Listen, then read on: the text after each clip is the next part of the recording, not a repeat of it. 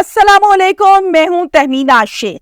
आज का व्लॉग और आज की वीडियो सुनने के बाद आपको ऐसा लगेगा कि जैसे मैं आपको किसी इंडियन फिल्म की कहानी सुना रही हूं जिसमें कोई एक गैंगस्टर है जो लोगों को कत्ल करता है, जो लोगों को भत्ते मांगता है, जिसने अपने गैंगस्टर्स यानी गैंग के मेंबर्स बना रखे हैं। लेकिन हकीकत यह है कि ऐसी कोई बात नहीं है कि मैं आपको किसी फिल्मी कहानी का मंजर अल्फाज की सूरत में पेश कर रही हूँ या मैं कोई आपको मन घड़त कहानी सुना रही हूँ, बल्कि आज की जो वीडियो है, जो आज का व्लॉग है, वो सुनने के बाद यकीन करें मैं भी ज़ाती तौर पर परेशान हो गई कि ये हो क्या रहा है, माशरा किस तरफ को जा रहा है, मामलात बन क्या रहे हैं।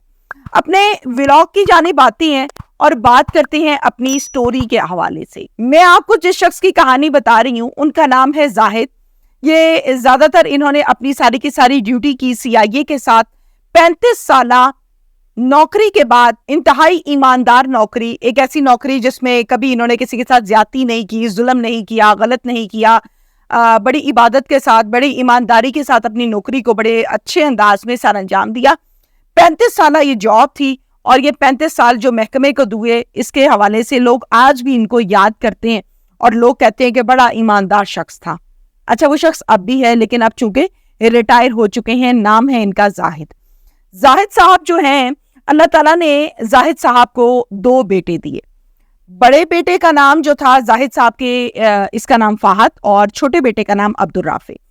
अच्छा, अब्दुल राफे जो है CIA का एक पुलिस मुकाबला हुआ जिसमें अब्दुल राफे अपनी ही साथी की गोली से चल बसा। ये तो है कहानी। अब अब्दुल राफे ने क्या क्या कुछ किया, कैसे किया, ये सब भी मैं आज के व्लॉग में आपको बताऊंगी ताकि आप लोगों को सबक मिल सके। ऐसा बिल्कुल नहीं है कि पुलिस वाले का बेटा है तो वो जो भी करेगा उसको माफ कर दिया जाएगा, उसको एज मिल जाएगा, उसको सपोर्ट होगी। नेवर, ऐसा बिल्कुल नहीं है। हम बात कर लेते हैं सबसे पहले DIG CIA इमरान केशवर साहब की, जो कि एक इंतहाई ईमानदार पुलिस ऑफिसर हैं, मुख्तलिफ जगहों पर अपनी ड्यूटी को सर अंजाम दिया। इसी तरह से DIG साहब ने इस केस के हवाले से क्या कहा, जरा आप ये सुनिए। जो अब्दुल राफे है उसका एक बहुत लंबा क्रिमिनल रिकॉर्ड है, एक्सटॉर्शन का, भत्तों का।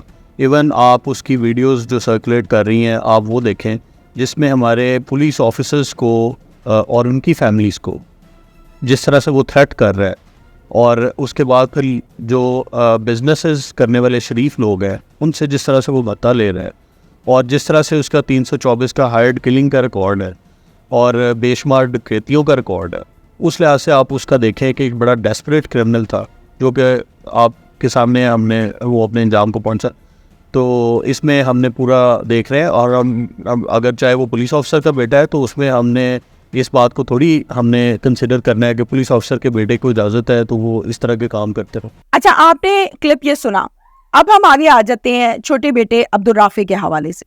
जो छोटा बेटा है ना, वो बहुत जल्दी जवान हो गया, हाइट शाइट निकाल ली, कद काट हो गया, और उसका जो मुशाबत है फेस की उसमें जरा उसको दाढ़ी शाड़ी जल्दी आ गई, और कुछ अपना उसने बॉडी लैंग्वेज, कुछ उसकी पर्सनालिटी इस तरह से उसने अपने आप की ग्रूमिंग की और इस तरह से रखी, कैरी की अपने आप को कि कोई इंसान देख के कहे कि पता नहीं ये कोई गैंगस्टर है, ये क्या है, डॉन है कोई।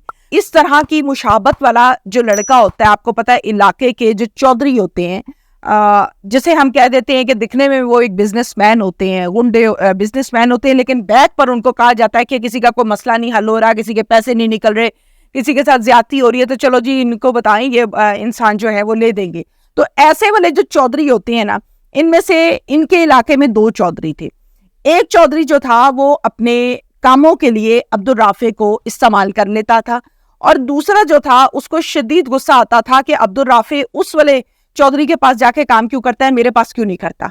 अब जब एक आध काम आप कर लेते हैं ना कामयाबी के साथ, जो माशरे में हम देखते हैं, जो मेरा एक्सपीरियंस है वो ये है कि जब आप एक आध काम कर लेते हैं ना, फिर आपकी बल्ले बल्ले होने लग जाती है कि ओहो बल्ले बल्ले, राफे जो है वो भाई आ गया मार्केट में नया, कोई काम को 2 कर लेगा, किसी को मरवाना है, किसी को उठवाना है, किसी से भत्ता लेना है, पुलिस से काम पड़ गया, किसी बंदे से काम पड़ गया, तो ये घबराएगा ना, ये फौरन काम कर देगा। तो अब्दुल राफे जो है उसकी बल्ले बल्ले होने लग गई, वाह वाह होने लग गई कि भाई ये तो है, ये बहुत ज्यादा आसानी के साथ हर काम कर लेता है।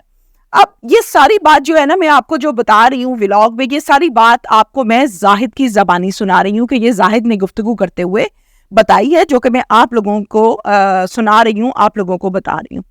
اسی دوران عبدالرافع نے ایک ویڈیو بنائی اور اس ویڈیو میں عبدالرافع نے پولیس کو، CIA پولیس کو تھریٹ کیا۔ پولیس کو جب اس نے تھریٹ کیا تو عبدالرافع کے الٹی گنتی شروع ہو گئی۔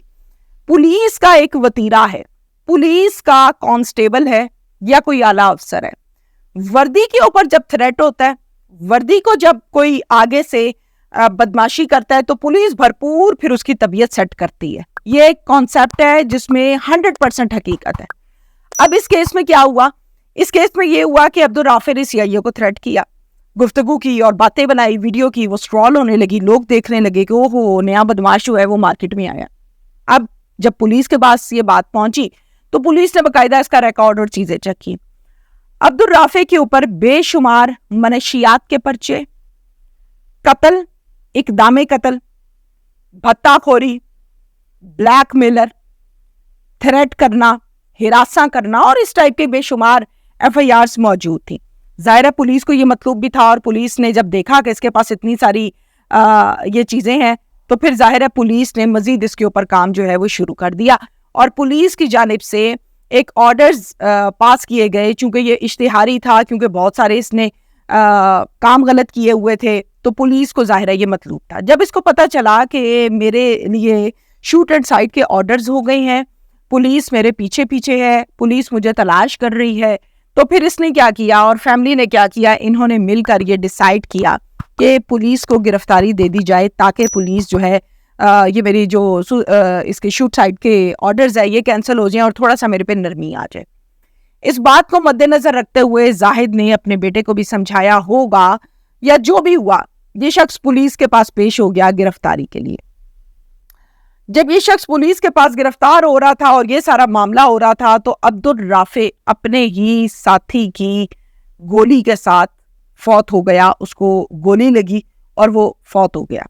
ہم ہر پولیس مقابلے میں گنتی کی یہ 4 لائنیں ضرور سنتے ہیں جس میں یہ کہا جاتا ہے کہ ساتھی کی ہم لے کر جا رہے تھے پیشی پر، ہم لے کر جا رہے تھے عدالت، ہم لے کر جا رہے تھے کچہری، اپنے ساتھی کی فائرنگ ہوئی، انہوں نے پولیس پارٹی پر بھی فائرنگ کی، جوابی فائرنگ میں یہ ہوا، اپنے ساتھی کی گولی لگی اور یہ شخص اور یہ ڈاکو ہلاک ہو گیا۔ یہ جملے تو سنتے سنتے ہم شاید کان اب پک گئے ہیں۔ اس کہانی میں بھی کچھ اسی طرح سے ہوا جو سارے کا سارا معاملہ میں نے آپ کو بتایا۔ اب ہو کیا رہا ہے؟ فیملی یہ کہہ رہی ہے کہ ہمارے ساتھ یہ زیادتی ہوئی ہے، ایسے نہیں ہونا چاہیے تھا۔ جب ہم نے وقوعہ بھی بتایا، جب ہم نے گرفتاری کے حوالے سے بھی بات کی، اور زاہد جو کہ کانسٹیبل ریٹائرڈ تھے، انہوں نے محکمے کے اعلیٰ افسروں سے بات بھی کی کہ میں اپنے بیٹے کو خود کہوں گا کہ وہ خود آپ کے پاس پیش ہوگا، ایسی بات نہیں ہے کہ وہ آپ کے پاس پیش نہیں ہوگا۔ ساری بات افسروں نے سنی بھی تھی، سب کچھ تھا، تو پھر یہ کیا ہو گیا؟ پھر میرے بیٹے کو گولی مار دی گئی۔ ظاہر ہے باپ تھا، ڈاکو بھی جب مرتا ہے نا تو اس کی ماں بھی روتی ہے بیٹھ کے، یہ رشتہ ایسا ہے۔ اب میں آپ کو بتاتی ہوں اس کہانی کا تھوڑا سا بیک گراؤنڈ۔ آپ یہ دیکھیں کہ جب بھی کوئی شخص جوان ہوتا ہے نا تو لوگ، یعنی بزنس مین، گینگسٹرز، جن کے فرنٹ سائڈ کچھ اور ہے، بیک سائڈ کچھ اور ہوتی ہے، وہ کیا کرتے ہیں؟ وہ ایسے لڑکوں کو استعمال کرنے لگ جاتے ہیں۔ جب ان کو نظر آتا ہے کہ لڑکا اشتہاری ہو گیا ہے یا پولیس اس کے پیچھے پڑ گئی ہے تو وہ اپنا کام نکلوانے کے بعد آپ کو پہچانتے بھی نہیں ہیں۔ اسی طرح سے عبدالرافع کے ساتھ ہوا کہ چودھری نے جب اپنے کام 2-4 نکلوا لیے تو نکلوانے کے بعد چودھری نے دوبارہ عبدالرافع کو نہیں پوچھا۔ اب عبدالرافع اس زمین کے نیچے ہے، ہماری دنیا اور ہے، اس کی دنیا اور ہے، تو کیا فائدہ ایسی بدماشی کا، کیا فائدہ ایسی جوانی کا، کیا فائدہ ایسے ڈان ہونے کا کہ وہی گولی جو ڈاکوؤں کو لگتی ہے وہی گولی آپ کو لگی اور وہ ڈان شان چیزیں ختم ہو گئی۔ تو والدین کو بھی یہ چاہیے کہ اپنے بچوں پر نظر رکھیں۔ آپ پولیس فورس میں رہے، آپ نے پوری زندگی گزاری، باوردی رہے، آپ کو کیسے نہیں معلوم ہوا کہ آپ کا بچہ کن گینگسٹرز کے ساتھ بیٹھ رہا ہے؟ آپ کو کیوں نہیں معلوم ہوا آپ کا بچہ بھتہ لے رہا ہے؟ آپ کو کیسے نہیں پتا چلا آپ کا بچہ قتل کے مقدموں میں مطلوب ہے؟ نہ صرف قتل بلکہ اقدام قتل میں، منشیات میں، ان تمام چیزوں میں کیسے ملوث ہو گیا؟